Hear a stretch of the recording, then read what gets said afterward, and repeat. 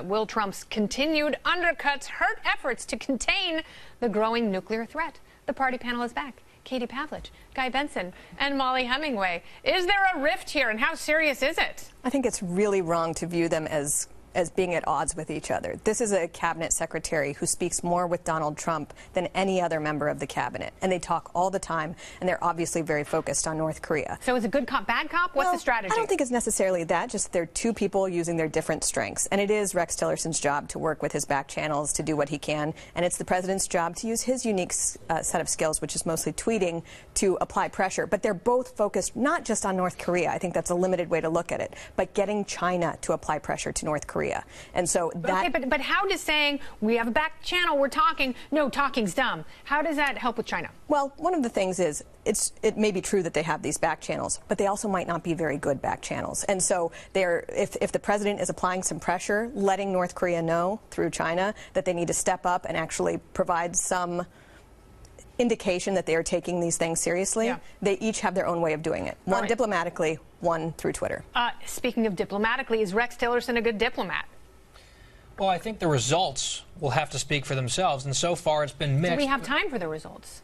Yeah, I mean, there's always time for results. I don't think that North Korea is going to nuke the United States tomorrow, right? And if we felt like that was a serious threat, we would probably wipe them out. I think this president certainly would be very serious about that.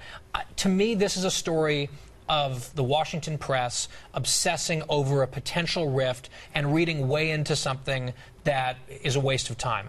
I do think it's good cop, bad cop. Yeah. I think it is clumsy and ham-fisted, but that's what it is. And I want to see where we end up. There have been steps made, real progress with China in the last couple of weeks. Absolutely. And North Korea has also stood down from, that hard threat to bomb Guam. Yeah, well, I think if you look at all of the noise of the tweeting and the good cop, bad cop, and the obsession over the media thinking that there's a rift, I think that in general, when you look at the high-profile nature of these conversations with the Chinese, for example, they're not listening to the noise that we're listening to. They are very focused on the seriousness of what they have to do, what is expected, what they have to enforce, and what the results of that are going to be. We get a little snippet of what's actually going on, and I don't think that Rex Tillerson or even the president is really, quite frankly, worried about what it looks like on the surface. And in terms of Rex Tillerson saying there was a direct channel, they kind of walked that back a little bit and then tried to explain that it's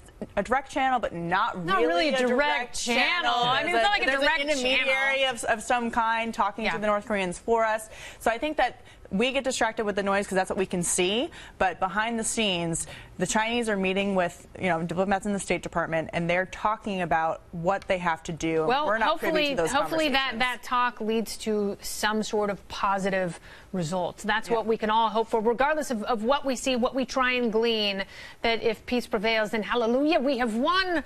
Molly, Guy, Katie, so good to have all of you here. Thank you so much.